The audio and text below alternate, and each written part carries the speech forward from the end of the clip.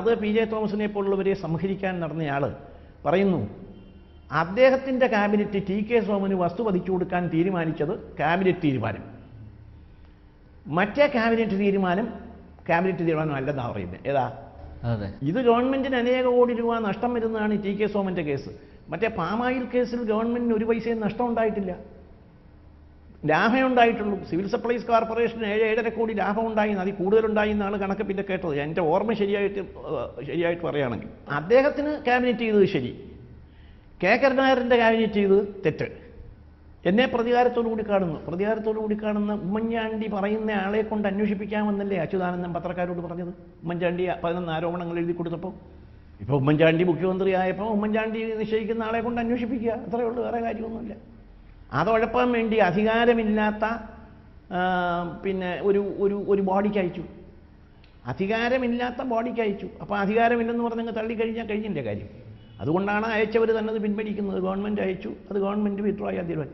അപ്പോൾ ഇനി അഴിമതികൾ ഇവിടെങ്ങും നിൽക്കുന്നില്ല. ഇപ്പം തന്നെ ഇന്ന് വന്നിരിക്കുന്ന സ്വാശ്രയ കോളേജിൻ്റെ ഈ പോസ്റ്റ് ഗ്രാജുവേറ്റ് കോഴ്സിന് 50% സീറ്റ് കഴിഞ്ഞ 5 കൊല്ലമായി പരിഹാരം ഉൾപ്പെടെ എല്ലാ കോളേജിലും വേണ്ടെന്ന് വെച്ചതിൽ വലിയ അഴിമതിയുണ്ട്. ആ അഴിമതി അന്വേഷിക്കേണ്ടി വരും. അത് പരിഹാരത്തെ അന്വേഷണം കൊണ്ട് ഇത് അവസാനിക്കില്ല. ഇപ്പം വിജിലൻസിന് ഒരുപാട് കേസുകളുണ്ട്, വിജിലൻസിനെ അന്വേഷിക്കാൻ ഒരുപാട് പെരുമഴ പോലെ കേസുകൾ വരിക. ഇത് പത്രത്തിൽ കാണുന്ന വെച്ച് ഞാൻ പറയല്ല, ഞാൻ അതിൻ്റെ ഒരു തീരുമാനം പറയല്ല, പത്രത്തിൽ കാണുന്ന രീതി വെച്ച് പറയാം. ഈ ജയിലിനകത്തും പീഡനം ഉണ്ടായിരുന്നു, ഭയങ്കര പീഡനമായിരുന്നു. ആദ്യത്തെ ഒരു മാസം, അതായത് തെരഞ്ഞെടുപ്പ് കഴിഞ്ഞ സമയമായപ്പോഴത്തേക്ക് കുറച്ചൊരാശ്വാസം വന്നു. അതായത് എനിക്ക് എ ക്ലാസ് മുൻ ജയിൽ മന്ത്രി എന്നുള്ളതിൽ എ ക്ലാസ് ഉണ്ട്, അനുവദിച്ചുള്ള ജിയോയും ഉണ്ട്. ആ എ ക്ലാസ്സിൽ എനിക്കാകെ കിട്ടിയ സൗകര്യം ഒരു കട്ടിന് മാത്രം, മറ്റ് പല സൗകര്യങ്ങളും തരാവുന്നതാണ്. ഒരു കട്ടിന് മാത്രം, ഒരു കൊതുക് വല പോലും തന്നില്ല, കൊതുകിൻ്റെ ശല്യം കാരണം. 500 ചില്ലുവാനം തടവുകാര് കണ്ണൂരിൽ, സാധാരണ തടവുകാർ കൊതുകുവല ഉപയോഗിക്കുന്ന രാജ്യമാണിവിടെ ജയില്. ഈ ADGP അവിടെ പോയി കണ്ടിട്ടുണ്ട്. പക്ഷേ എനിക്കൊരു കൊതുകുവല അനുവദിച്ചു. എന്നിട്ട് പത്രത്തിൽ കൊടുത്തു ഞാൻ കൊതുകുവല ആവശ്യപ്പെട്ടു എന്ന്. ഞാൻ കൊതുകുവല ആവശ്യപ്പെട്ടു എന്ന് ഞാൻ ആവശ്യപ്പെട്ടെങ്കിൽ എവിടെങ്കിലും പറയണ്ടേ? ചുമ്മാ അസംബന്ധം വിളിച്ച് പറയുക. എനിക്ക് മറുപടി പറയാൻ കഴിയത്തില്ല. ഞാൻ ജയിലിൽ കിടക്കുന്ന ഞാനെങ്ങനെ മറുപടി പറയും? മറുപടി പറയാൻ കഴിയാത്ത ഒരാൾക്കെതിരായി ഇത്ര നീചമായ ഒരു പ്രചരണ തന്ത്രം. ഗീബൽസിന് ഞാൻ AC ചോദിച്ചു, ഞാൻ കൊതുകുവല ചോദിച്ചു. കൊതുകുവല എനിക്ക് അർഹതപ്പെട്ടതാണ്, എന്നിട്ട് പോലും എനിക്ക് വേണ്ടാന്ന് പറഞ്ഞു. ഞാൻ AC ചോദിച്ചില്ല. സംഭവിച്ചതെന്ന് വെച്ചാൽ എന്നെ പരിശോധിച്ച 2 ടീം ഡോക്ടർമാർ പരിശോധിച്ചു. അവർ പറഞ്ഞ് ഈ മുറിയിലെ ചൂടൊന്ന് കുറച്ച് കൊടുത്തില്ലെങ്കിൽ വളരെ ഡേഞ്ചറസ് ആണെന്ന് അവർ എഴുതിയിട്ടു. അങ്ങനെയാണ് എനിക്കൊരു കൂളർ കൊണ്ടുവച്ചോളാൻ പറഞ്ഞത്. കൂളർ ആരോഗ്യത്തിൽ അത്ര നല്ലതല്ല, നമ്മുടെ ക്ലൈമറ്റിൽ പ്രത്യേകിച്ച്. പക്ഷേ എനിക്ക് നിവർത്തികേട് കൊണ്ട് ഞാൻ പിന്നെ ഒരു കൂളർ കൊണ്ടുവച്ചു. അത്ര എന്നെ വിഷമിപ്പിച്ചു. ആഹാരം കൊണ്ടുവന്നാൽ അത് പരിശോധിച്ചിട്ട്, വീട്ടിൽ നിന്ന് കൊണ്ടുവരുന്ന ആഹാരത്തിൽ വിഷം ചേർക്കാൻ സാധ്യതയുണ്ട്, അതുകൊണ്ടത് പരിശോധിക്കണം എന്ന് എഴുതി കൊടുക്കും. എന്ന് പറഞ്ഞാൽ ഒരു ഇഡ്ഡലി കൊണ്ടുവന്നാൽ ആ ഇഡ്ഡലിയുടെ പകുതി മുറിച്ച് തിന്നേച്ച് ബാക്കി അത് വെച്ചേക്കണം, അത് ഞാൻ കഴിക്കണം. നമ്മുടെ ഒരു ശാസ്ത്രം അനുസരിച്ച് അത് എന്താ ഉച്ഛിഷ്ടമാണ്. അവിടെ മെത്ത ഉണ്ടാക്കുന്നുണ്ട്, അതിലൊരു മെത്ത എനിക്ക് തന്നില്ല. മെത്ത പോലും ഒരു ചെറിയ ക്വിൽറ്റ് ഞാൻ പുറത്തു നിന്ന് വാങ്ങിച്ചു കൊണ്ടിട്ടാണ് കിടക്കുന്നത്. അത്രമാത്രം മെത്തയും തലാണയൊക്കെ അത്രമാത്രം എന്നെ ദ്രോഹിച്ചു. അല്ല, ഇപ്പം ബാലകൃഷ്ണപിള്ളയെ വിട്ടയക്കാനുള്ള ഒരു തീരുമാനം സർക്കാരിൽ നിന്നുണ്ടാവുകയാണെങ്കിൽ അതിനെതിരെ കോടതിയെ സമീപിക്കുന്നതാണ്. അതാണല്ലോ അദ്ദേഹം പ്രതികാരമില്ല എന്ന് പറയുന്ന ആളിൻ്റെ മനോഭാവം. 4 മാസം ഞാൻ കിടന്ന ആളിനെ എന്നെ പിന്നെയും അവിടെ ഇട്ടേക്കണമെന്നുള്ള പക്ഷേ അദ്ദേഹത്തിനെതിരായിട്ടൊന്നും ചെയ്യാൻ പാടില്ല. ബാലകൃഷ്ണപിള്ളയുടെ പുറകെ നടക്കുകയല്ലേ, 25 കൊല്ലമായിട്ട് നടക്കുകയല്ലേ, പലരുടെയും പുറകെ നടന്നു. ഇത്രയും വ്യക്തി വിരോധത്തിൻ്റെ അടിസ്ഥാനം എന്താണ്? അത് ഞാൻ ഒരു ലേഖനത്തിൽ വന്നിട്ട് ലേഖനങ്ങളിൽ അത് എഴുതി ഞാൻ പോയിട്ടുണ്ട്. അതായത് ഒന്നാമത് ഒരുപാട് ശുപാർശ ചെയ്യുമായിരുന്നു, എനിക്ക് ചെയ്യാൻ കഴിയാത്ത ശുപാർശകൾ. പിന്നെ വളരെ പ്രധാനമായി ചില ഉദ്യോഗസ്ഥന്മാരെ പ്രൊമോട്ട് ചെയ്യണം. അതിന് എനിക്ക് അധികാരമില്ല, ഇലക്ട്രിസിറ്റി ബോർഡിൻ്റെ അധികാരമുള്ളൂ. അതിപ്പോൾ ഒരു ഡിപ്ലോമാക്കാരനെ പ്രൊമോട്ട് ചെയ്യണമെങ്കിൽ 3 ഡിഗ്രിക്കാരെ പ്രൊമോട്ട് ചെയ്യണം, അതൊന്നുമില്ലാതെ പ്രൊമോട്ട് ചെയ്യണമെന്ന് പറഞ്ഞു. പിന്നെ കുറേ ഉദ്യോഗസ്ഥന്മാരുടെ വലിയ അഴിമതിക്കാരായ ഉദ്യോഗസ്ഥന്മാരെ പ്രൊട്ടക്റ്റ് ചെയ്യാൻ, കൺട്രാക്ടർമാരെ പ്രൊട്ടക്റ്റ് ചെയ്യാൻ തിരുവനന്തപുരത്ത് നിന്നുണ്ടായിരുന്ന ഒരു MLA-യും ഇദ്ദേഹവും കൂടെ ചേർന്ന് ജോലി ചെയ്യാതെ ആർബിട്രേഷൻ അവാർഡ് മേടിച്ച കൺട്രാക്ടർമാർക്ക് കാശ് കൊടുക്കണമെന്ന് പറഞ്ഞു. പക്ഷേ ഞാൻ സമ്മതിച്ചില്ല. അന്ന് വളരെ പ്രഗത്ഭരായ അഭിഭാഷകർ അച്യുതാനന്ദൻ നേരിട്ട് തന്നെ പറഞ്ഞിട്ടുണ്ട്, ആവശ്യപ്പെട്ടു. അതായത് അത് പിന്നെ എന്നിട്ട് കോടതിയിൽ പോയി ഞാൻ കോടാനുകോടി രൂപ കൊടുക്കാനുള്ള അവാർഡുകളെല്ലാം അസ്ഥിരപ്പെടുത്തി. കോടാനുകോടി എന്ന് പറഞ്ഞാൽ 100 കോടിയൊന്നുമല്ല, അത്രയധികം ഞാൻ അസ്ഥിരപ്പെടുത്തി. എല്ലാ കേസുകളും പോയ കേസുകളെല്ലാം ജയിച്ചു. നാരായണൻ പോറ്റി സാറ്, TCN മേനവന്, കേടു നമ്പ്യാരെ, ഇങ്ങനെയുള്ള പ്രഗത്ഭന്മാരായ അഡ്വക്കേറ്റ്സിനെ വെച്ചിട്ട് ഇലക്ട്രിസിറ്റി ബോർഡ് കേസ് പറഞ്ഞ് ഈ അവാർഡുകളെല്ലാം, ഈ അവാർഡുകൾ എവിടുന്നെങ്കിലും ആരെയും കൊണ്ട് എഴുതിച്ചുകൊണ്ട് വരും. പക്ഷേ ഞാൻ നിർത്തി ആർബിട്രേഷൻ. ആ കാലഘട്ടത്തിൽ തന്നെ 80-ലെ നയനാർ ഗവൺമെൻറ്റിൽ തന്നെ ഞാൻ ആർബിട്രേഷൻ നിർത്തി. ആർബിട്രേഷൻ നിർത്തിയപ്പോൾ അത് തുടരണം എന്നുള്ള നിലയിലേക്ക് വന്നു. ഒരു ജോലിയും ചെയ്യാതെ കൺട്രാക്ടർമാർ കോടാനുകോടി രൂപ അടിച്ചുകൊണ്ടിരുന്ന ആർബിട്രേഷൻ അവാർഡെന്ന് പറയുന്ന സമ്പ്രദായം നിർത്തലാക്കുകയും അത് മുഴുവൻ കോടതി കൊടുത്ത് ക്ലീനായിട്ട് രക്ഷപ്പെടുകയും ചെയ്തു ബോർഡ്. എൻ്റെ ഏറ്റവും വലിയ സങ്കടം, കേരളത്തിൻ്റെ ചരിത്രത്തിൽ കേരളത്തിൻ്റെ ഖജനാവിൽ നിന്നല്ലാതെ ഏറ്റവും കൂടുതൽ ഗ്രാൻഡ് ഇന്ത്യ ഗവൺമെൻറ് സഹായത്തോടുകൂടി മറ്റ് രാജ്യങ്ങളിൽ നിന്ന് കേരളത്തിൽ കൊണ്ടുവന്ന് ഇടുക്കി 2-3 ഘട്ടം പോലും. താങ്കൾ മന്ത്രിയായിരിക്കുന്ന സമയത്ത് വൈദ്യുതി ഉൽപ്പാദനത്തിനുള്ള ഒരുപാട് പദ്ധതികൾ 500 ചിഹ്നമാനം മെഗാവാട്ടാണ് ഒറ്റയടിക്ക് ഞാൻ വർദ്ധിപ്പിച്ചത്. ഇടുക്കിയൊന്നും ഒരു കാശ് നമ്മുടെതില്ല, മുഴുവൻ ഗവൺമെൻറ് ഓഫ് ഇന്ത്യയുടെ സഹായത്തോടു കൂടി. അങ്ങനെ ഉണ്ടാക്കിയ എന്നെ അതെല്ലാം മറന്ന് ഞാനുണ്ടാക്കിയ ഇടമലയാറ് 1,40,00,000 രൂപയ്ക്ക് പകരം 1,500 കോടിയല്ല ഇപ്പം കിട്ടിയത്. 25 കൊല്ലത്തിന് ശേഷവും ഒരു പരുക്കുമില്ലാതെ ഇന്നും ഏറ്റവും നന്നായി കേരളത്തിൽ ഓടിക്കൊണ്ടിരിക്കുന്ന പ്രോജക്റ്റാണ് ഇടമലയാർ പ്രോജക്റ്റ്. ഇടുക്കി പോലും കുഴപ്പമുണ്ട്. ഇടമലയാർ പ്രോജക്റ്റ്, ആ ഇടമലയാർ പ്രോജക്റ്റ് ഉണ്ടാക്കിയ ഞാനില്ലെങ്കിൽ ഇടമലയാർ പ്രോജക്റ്റ് ഉണ്ടാകുമായിരുന്നില്ല എന്ന് വിശ്വസിക്കുന്ന ആളാണ്. അങ്ങനെ ഉണ്ടാക്കിയ എന്നെ 1,40,00,000 രൂപ, 1,40,00,000 രൂപ എന്ന് പറഞ്ഞാൽ ഒരു ദിവസം അവിടെ നിന്ന് കിട്ടുന്ന വരുമാനം. 40 ലക്ഷം രൂപ ഇലക്ട്രിസിറ്റി ബോർഡ് എസ്റ്റിമേറ്റ് റേറ്റിൽ നിന്ന്, ഇലക്ട്രിസിറ്റി ബോർഡ് ചെയ്തത് തെറ്റൊന്നുമല്ല, 204% അത് കൊടുത്തില്ല. ആ കാലഘട്ടത്തിൽ കൊടുത്ത എല്ലാ വർക്കുകളും 100, 150, ഇത് 130, 100, 150 പോയി. ഇതിൽ കൺട്രാക്ടറെ കിട്ടാതെ ഫാറം അങ്ങോട്ട് അയച്ചു കൊടുത്തതാണ്. മനഃപൂർവ്വമായി എന്നെ ദ്രോഹിക്കാൻ കരുതിക്കൂട്ടി കള്ളക്കേസ് ഉണ്ടാക്കി അവർ പറഞ്ഞാൽ കേൾക്കുന്ന ഒരു SPയെ വെച്ച് കുറേ CITUകാർ സാക്ഷികളെയും കൂടെ വെച്ച് ഞാൻ കൺട്രാക്ടറുടെ വീട്ടിൽ രാവിലെ ഇരുന്ന് പല്ല് തേക്കുന്ന കണ്ടെന്ന് വരെ മൊഴി കൊടുത്തിട്ടുണ്ട് അതിനകത്ത്. മകൻ വീണ്ടും മന്ത്രിയായിരിക്കുകയാണ്, എങ്ങനെ ആയിരിക്കും അദ്ദേഹത്തിൻ്റെ പ്രവർത്തനം? മകനെ ഭരിക്കുന്നു, അല്ലാതെ അതിനകത്തൊന്നും ഞങ്ങളാരും ഇടപെടുന്നൊന്നുമില്ല. ഭരണത്തിലൊന്നും ഒരിടപെടലും എനിക്കില്ല. ഞാൻ എൻ്റെ ഇടപെടാനും പണ്ടും ഉദ്ദേശിച്ചിരുന്നില്ല, ഇപ്പോഴും ഉദ്ദേശിക്കുന്നില്ല. ഭരണമൊക്കെ ഭരിക്കുന്നവർ ഭരിച്ചോണം. അത് എന്തെങ്കിലും കുറ്റമോ കുറവോ ഉണ്ടെങ്കിൽ അത് അവരവർ പരിഹരിച്ചോളൂ. അതിലൊന്നും ഇടപെടുന്നത് ശരിയല്ല, ഇടപെടാൻ പാടില്ല, ഇടപെടുന്നുമില്ല. എനിക്കതിനെപ്പറ്റി യാതൊരു അറിവില്ല. ടൂറിസം വകുപ്പ് മാറ്റി ചോദിച്ചത് എന്തിനായിരുന്നു? അതെന്താണെന്ന് ചോദിച്ചാൽ അതൊരു വകുപ്പല്ലാത്തതുകൊണ്ട്. അതേ, ഒരു മെയിൻ വകുപ്പ് വേണ്ടേ ഓരോ മന്ത്രിമാർക്കും. ഇപ്പോൾ ഷിബു ബേബി ജോൺ ഒരു വകുപ്പ് കൊടുത്തു, KP മോഹൻ ഒരു വകുപ്പ് കൊടുത്തു, TN ജേക്കബിന് ഒരു വകുപ്പ് കൊടുത്തു. ഞങ്ങൾക്ക് വകുപ്പൊന്നുമില്ല. സ്പോർട്സും സിനിമയെന്ന് പറഞ്ഞാൽ വകുപ്പാണ്. ടൂറിസം എന്ന് പറയുന്ന ഒരു വകുപ്പാണെന്ന് എനിക്ക് അഭിപ്രായമില്ല. ഏതെങ്കിലും ഒരു വലിയ വകുപ്പിൻ്റെ കൂടെ നിൽക്കുന്ന ഉപവകുപ്പ് ഇപ്പോഴും അങ്ങനെ വന്നിരിക്കുന്നത്. ഒരു വലിയ വകുപ്പിൻ്റെ കൂടെ വന്നിരിക്കുന്ന ഉപവകുപ്പാണ് ടൂറിസം. അനിൽകുമാറിനാണെന്ന് തോന്നുന്നു.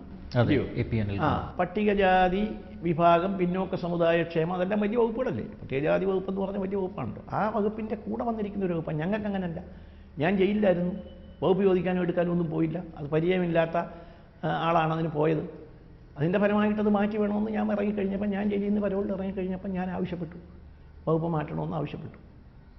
ആവശ്യപ്പെട്ടപ്പോൾ പല വകുപ്പുകളെ പറ്റിയും ചർച്ച ചെയ്തപ്പോൾ മേജർ വകുപ്പായ വനം എടുക്കണം എന്നാവശ്യപ്പെട്ടു. ഉമ്മൻചാണ്ടിയും രമേശും ഉൾപ്പെടെ. ശരി, ഒരു മേജർ വകുപ്പ് വേണമെന്നുള്ളേ ഉള്ളൂ. വനം മാത്രമല്ല, വനം സംരക്ഷണം എന്ന് പറയുന്നത് നല്ലതാണ്. അഴിമതിയില്ലാതെ ഒരാൾ ഭരിക്കുകയാണെങ്കിൽ വനം കയ്യേറ്റങ്ങളൊക്കെ തടയാം. ഇവിടെ ഹൈക്കോടതി പോലും ഒത്തുകളിയാണ്. ജഡ്ജിമാരെ കബളിപ്പിക്കാൻ വേണ്ടി വക്കീലന്മാർ ഒത്തുകളിക്കുന്ന ഒരു സാഹചര്യമാണുള്ളത്. അപ്പോൾ അതൊക്കെ ഒന്ന് അവസാനിപ്പിച്ച്, കാശ് വേണ്ടാത്തതുകൊണ്ട് അതൊക്കെ ഒന്ന് അവസാനിപ്പിച്ച് സത്യസന്ധമായിട്ട് മുന്നോട്ട് പോയാൽ കേരളത്തിന് പ്രയോജനമുണ്ടെന്ന് തോന്നിയോണ്ട് വനം വകുപ്പ് സ്വീകരിക്കാമെന്ന് പറഞ്ഞു. അങ്ങനെ സ്വീകരിച്ചാൽ. അല്ല, വളരെ നേരത്തെ ഭൂരിപക്ഷമേ ഉള്ളൂ UDF-ന്. ആശങ്കയുണ്ടോ? എനിക്ക് ആശങ്കയില്ല. കാരണം ഉമ്മൻചാണ്ടിയുടെ തുടക്കം ഞാൻ പറഞ്ഞല്ലോ, ഞാൻ 60 മുതൽ നിയമസഭയിലുള്ള ആളാണ്, ഒരുപാട് മന്ത്രിസഭകളിലുള്ള ആളാണ്, ദീർഘമായിട്ട് ഭരണത്തിലുള്ള ആളാണ്. ഉമ്മൻചാണ്ടിയുടെ തുടക്കം നല്ല തുടക്കമാണ്. ചില കാര്യങ്ങളിൽ പൂർണ്ണമായി അങ്ങോട്ട് കടന്നില്ലാത്തില്ല. ഉദാഹരണത്തിന് കഴിഞ്ഞ 5 കൊല്ലം കൊണ്ട് തുലച്ചു വെച്ചിരിക്കുന്ന സ്വാശ്രയ കാര്യങ്ങൾ ഇക്കൊല്ലം കൊണ്ട് പൂർണ്ണമായി അവസാനിപ്പിക്കാൻ പറ്റുകയില്ല. മാത്രമല്ല, കോടതികളിലുള്ള ലിറ്റിഗേഷൻ ഇപ്പോഴും നടന്നുകൊണ്ടിരിക്കുകയാണ്. അതിനൊരു സാവകാശം വേണ്ടിവരും. ഇപ്പം നിങ്ങൾ എന്തുകൊണ്ട് ചെയ്യുമെന്ന് ചോദിച്ചാൽ, 18-ാം തീയതി വരെ യഥാർത്ഥത്തിൽ ഭരണം ഉണ്ടായിരുന്ന ആളുകൾ ചെയ്യേണ്ടതാണ് ഈ 50% സീറ്റ് എടുക്കേണ്ടത്. കഴിഞ്ഞ 5 കൊല്ലം എടുത്തിട്ടില്ല. 50% പോസ്റ്റ് ഗ്രാജുവേഷനുള്ള സീറ്റ് എടുക്കേണ്ടത് മെഡിക്കൽ കോളേജുകളിൽ എടുത്തില്ല. അതിന് ഉമ്മൻചാണ്ടിക്ക് എന്ത് ചെയ്യാൻ കഴിയും? ഇപ്പോൾ അതിന് ബഹളം ഉണ്ടാക്കി ഞങ്ങൾ കാളയിലേക്ക് മാർച്ച് ചെയ്യും. 5 കൊല്ലം മാർച്ച് ചെയ്യാത്ത DYFIയും SFIയും എന്തിനാണ് ഇപ്പം മാർച്ച് ചെയ്തത്? 5 കൊല്ലം മാർച്ച് ചെയ്തില്ലല്ലോ. ഇത് 5 കൊല്ലം അനുസരിച്ച് നടന്നതല്ലേ. അവരുടെ സ്വന്തം കാളയായ പരിഹാരത്ത് പോലും കഴിഞ്ഞ കൊല്ലം 11 സീറ്റ് ഉണ്ടായിരുന്നു. 11 സീറ്റ് അവർ അഡ്മിറ്റ് ചെയ്തില്ലേ? അതിന് മുമ്പ് അഡ്മിറ്റ് ചെയ്തില്ലേ? അപ്പോൾ ഇത് മന്ത്രിയുടെ അറിവോട് കൂടിയാണല്ലോ. അത് ചെയ്തേച്ച് ഇപ്പോൾ കിടന്ന് മേളം ഉണ്ടാക്കിയിട്ടാണ് ഒരു കൊല്ലം സമയം എടുക്കും. അടുത്ത അഡ്മിഷന് മുമ്പ് ഇതൊക്കെ പൂർത്തിയാക്കും. പിന്നെ ഇപ്പോൾ വന്നിരിക്കുന്ന ഒരു ചെറിയ പ്രശ്നമെന്ന് പറയുന്നത് NSS ഒക്കെ എതിർത്ത് കഴിഞ്ഞിരിക്കുന്നു. CBSE ICSE അത് വളരെ സൂക്ഷിച്ച് കൈകാര്യം. അതിന് രണ്ട് മുഖമുണ്ട്. ഒന്ന്, കേരള ഹൈക്കോടതി ഒരുപാട് സ്കൂളുകൾക്ക് NOC കൊടുക്കാൻ പറഞ്ഞിട്ടുണ്ട് നിയമം അനുസരിച്ച്. ആ NOC കൊടുക്കുമ്പം കോടതിയിൽ പോയവർക്ക് NOC കിട്ടുകയും കോടതിയിൽ പോകാത്തവർക്ക് NOC കിട്ടാതിരിക്കുന്ന ഒരു സ്ഥിതിവിശേഷം ഉണ്ടാകും. ഇത് പൊളിറ്റിക്കലായിട്ട് അവർ നടത്തിയാണ്.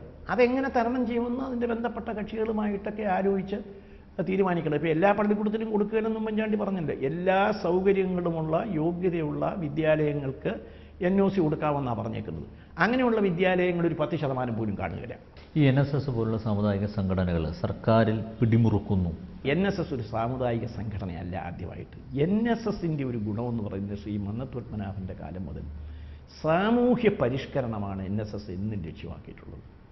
പട്ടികജാതിക്കാരനും പിന്നോക്കക്കാരനും അമ്പലത്തിൽ കയറാൻ അവകാശം കൊടുക്കണമെന്ന് ഈ രാജ്യത്ത് ഇടിനാദം പോലെ ശബ്ദിച്ചയാളാണ് മന്നത്ത് പത്മനാഭൻ. നായർക്കും ബ്രാഹ്മണനും മാത്രം അവകാശമുണ്ടായിരുന്ന ക്ഷേത്രങ്ങളിലേക്ക് നടന്നു കയറാൻ ഈ രാജ്യത്തെ പട്ടികജാതി പട്ടികവർഗ പിന്നോക്ക വിഭാഗങ്ങൾക്ക് അവസരം ഒരുക്കി കൊടുത്തതിൽ പ്രമുഖനാണ്. കേരളം കണ്ട ഏറ്റവും വലിയ സാമൂഹ്യ പ്രവർത്തകനായ, തങ്ങളുടെ അവകാശം മറ്റുള്ളവർ കൂടി അനുഭവിക്കുന്നത് നല്ലതാണ് എന്ന് പറഞ്ഞ ആളാണ്. അതൊരു സാമുദായിക സംഘടനയല്ല. രണ്ടാമത്തത്, NSSൻ്റെ നേതാക്കന്മാരെ പോലെ സത്യസന്ധന്മാരായ നേതാക്കന്മാർ വേറെ ഒരു സാമൂഹ്യ സംഘടനയിലും ഇന്ത്യയിലില്ല. ഇപ്രാവശ്യം സമദൂരം തെറ്റിച്ചു അല്ലേ? സമദൂരം പരസ്യമായി ഒന്നും തെറ്റിച്ചില്ല. സമദൂരം പരസ്യമായി തെറ്റിച്ചിരുന്നെങ്കിൽ ഒരു 10-15 സീറ്റ് കൂടെ തെറ്റിയേനെ. അതായത് സുകുമാരൻ നായർ ഇതിന് ശേഷം മാർത്തോമാ മെത്രാപ്പൊലീത്തയായിട്ട് നടത്തിയ അടക്കം പറഞ്ഞ കാര്യം നേരത്തെ വന്നിരുന്നെങ്കിൽ ഒരു 10-15 സീറ്റ് കൂടെ അയച്ചേനെ എന്നാണ് എൻ്റെ വിശ്വാസം. അങ്ങനെ ചെയ്തില്ല. എങ്കിലും ചില സ്ഥലങ്ങളിലൊക്കെ സഹായിക്കേണ്ടവരെ സഹായിച്ചിട്ടുണ്ട്. അത് CF തോമസിൻ്റെ സ്റ്റേറ്റ്മെൻറ്റിൽ CF തോമസ് പറഞ്ഞതാണ് എനിക്ക് പറയാനുള്ളത്. അതായത് ചങ്ങനാശ്ശേരിയിലെ നായർ കേന്ദ്രങ്ങൾ എണ്ണി തുടങ്ങുന്നവരെ പുറയിലായിരുന്നു, വന്നപ്പോഴാണ് ജയിച്ചത് ചങ്ങനാശ്ശേരി പോലൊരു സ്ഥലത്ത്. അപ്പോൾ അങ്ങനെയുള്ള സഹായങ്ങളൊക്കെ കുറച്ചുണ്ടായിട്ട് തിരുവനന്തപുരം ജില്ലയിലെ സീറ്റുകൾ ജയിച്ചതിൽ പ്രധാന പങ്ക് നായർ സമുദായത്തിനുണ്ട്. അത് മുഴുവൻ NSSകാരാണോ എന്ന് ചോദിച്ചാൽ ഇതിനും രാവിലെ NSS ഓഫീസിൽ പോകുന്നവരൊന്നും ആയിരിക്കില്ല. അപ്പോൾ അറിയാമല്ലോ, ഞാൻ അറിയാമല്ലോ. അങ്ങനെ പല സീറ്റുകളും ജയിച്ചതിലൊരു വലിയ പങ്കുണ്ട്. ഈ ആത്മകഥ വായിച്ച് ആരോ അഭിപ്രായമൊന്നും പറഞ്ഞില്ലേ? എല്ലാ നേതാക്കന്മാർക്കും ഓരോ കൊട്ടു കൊടുത്തിട്ടുണ്ടല്ലോ. എൻ്റെ ആത്മകഥ സത്യത്തിൻ്റെ മുഖം വെളിപ്പെടുത്തുന്നതാണ്. എന്നാൽ പറഞ്ഞുകൂടാത്ത ആരെയും ആക്ഷേപിക്കുന്ന രീതിയിലുള്ള പൊളിറ്റിക്കൽ സത്യങ്ങളെ ഞാൻ പറഞ്ഞിട്ടുള്ളൂ. എൻ്റെ വീക്ഷണങ്ങൾ ആരെയും ആക്ഷേപിക്കുന്നതോ ആരുടെയെങ്കിലും സ്വകാര്യ ജീവിതത്തെപ്പറ്റി ഒന്നും ഞാൻ പരാമർശിച്ചില്ല. എനിക്കറിയാവുന്ന പലതും ഉണ്ടെങ്കിലും അതൊന്നും പരാമർശിച്ചിട്ടില്ല. ആത്മകഥയായിരിക്കണമെന്ന് വിശ്വസിക്കുന്ന ആളാണ് ഞാൻ. അത് ആത്മകഥയായിട്ട് എഴുതിയിട്ടുണ്ട്. പലരും എന്നെ വിളിച്ച് ഒരുപാട് അഭിനന്ദിച്ചിട്ടുണ്ട്. പലരും അത് ആത്മകഥ ഇന്ന തെറ്റുണ്ടെന്ന് പറഞ്ഞാൽ എൻ്റെ ബോധ്യത്തിലല്ലോ ഞാൻ ആത്മകഥ എഴുതുന്നത്, അവരുടെ ബോധ്യത്തിനല്ല. അത് അവരുടെ ആത്മകഥ എഴുതിക്കോണം, അവരുടെ ഒരു ആത്മകഥ അവർ തന്നെ എഴുതിക്കോണം. എന്നെ എന്തിനാണ് ഉപദ്രവിക്കുന്നത്? ഞാൻ എൻ്റെ ആത്മകഥയാണ് എഴുതുന്നത്. അതിൽ എൻ്റെ വ്യൂസ് പറയും. എൻ്റെ വ്യൂസ് മാറത്തില്ല. എൻ്റെ വീക്ഷണം, ഞാൻ എൻ്റെ ആത്മകഥ എഴുതിയ അത് ശരിയല്ല എന്ന് വേറൊരാൾ പറയുന്നത് ആണ് ശരിയല്ലാത്തത്. മറ്റേ ശരിയാണ്. അതുകൊണ്ട് എൻ്റെ ആത്മകഥ ആദ്യത്തെ ഭാഗം പുറത്തിറങ്ങി. ഒരുപാട് കാപ്പി ചിലവാകുന്നു എന്നാണ് പറയുന്നത്. എനിക്ക് കാശൊന്നും വേണ്ട. ഞാൻ എത്ര അച്ചടിച്ചെന്ന് അന്വേഷിച്ചിട്ടില്ല. രണ്ടാം ഭാഗം എനിക്ക് തോന്നുന്നത് ഒരു 2-3 മാസം കൂടെ കഴിയുമ്പോൾ രണ്ടാം ഭാഗം ഇറങ്ങും. ജയിലിനകത്ത് വെച്ച് ഞാൻ എഴുതിക്കൊണ്ടിരിക്കുക. ഇതുവരെ മുടക്കിയിട്ടില്ല. സമയം കിട്ടുന്നുണ്ട്. സമയം രാത്രിയിൽ 6 മണി കഴിഞ്ഞാലൊന്നും പിന്നെ അവിടെ പ്രശ്നമില്ലല്ലോ. 1 മണിക്കൂർ 2 മണിക്കൂർ. അല്ല, മറ്റു ശല്യങ്ങളൊക്കെ ഉണ്ടല്ലോ, മരപ്പട്ടി. അതുകൊണ്ട് മനുഷ്യൻ്റെ ശല്യമൊന്നുമില്ല. കാരണം 6 മണിക്ക് എല്ലാവരെയും പൂട്ടിക്കഴിഞ്ഞാൽ ഒരു ഏകാന്തതയാണ്. അതാണ് നമ്മുടെ എനിക്ക് 2 വിഷമമാണ്. ഒന്ന്, നമുക്ക് വളരെ വേണ്ടപ്പെട്ട ആരെങ്കിലും മരിച്ചാൽ ആ കല്യാണമൊക്കെ പിന്നെ അവരെ കാണാമല്ലോ. ഉടനെ ദമ്പതികൾ ആത്മഹത്യ ചെയ്യുന്നത് ചുരുക്കം വേണ്ടിയേ ഉള്ളൂ. അപ്പോൾ കല്യാണമൊക്കെ നമുക്ക് കാണാം. പിന്നെ മരണം, നമ്മുടെ കൂടെ പഠിച്ചവർ, നമ്മുടെ കൂടെ വളരെ കാലമായി നിന്നവർ, നമ്മളെ സഹായിച്ചവർ, നമുക്ക് ആഹാരം തന്നിട്ടുള്ളവർ, നമ്മളെ സാമ്പത്തികമായി സഹായിച്ചിട്ടുള്ളവർ, ഇലക്ഷനൊക്കെ വരുമ്പോഴേ വോട്ട് തന്നവർ, ഇങ്ങനെയുള്ള ഒരുപാട് പേര് മരിക്കുമ്പോൾ, കാരണം ഞാനിത് തുടങ്ങിയിട്ട് ഏതാണ്ട് 50 വർഷം 52 വർഷമായില്ലേ. അപ്പോൾ ഈ 52 വർഷമായി കണ്ടുമുട്ടിയ ലക്ഷക്കണക്കിന് ആളുകൾ, പാർലമെൻറ്റ് സീറ്റിലാണെങ്കിലും അസംബ്ലി സീറ്റിലാണെങ്കിലും ആ പ്രദേശങ്ങളാണെങ്കിലും ആളുകൾ മരിക്കുമ്പോൾ അവരെ ഒന്ന് പോയി